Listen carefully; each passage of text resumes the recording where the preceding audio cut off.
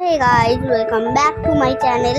So আজকে আমি যেই চান করে আসলাম, তুমি তো দেখেই বুঝতে পারছো চুলগুলো ভিজা।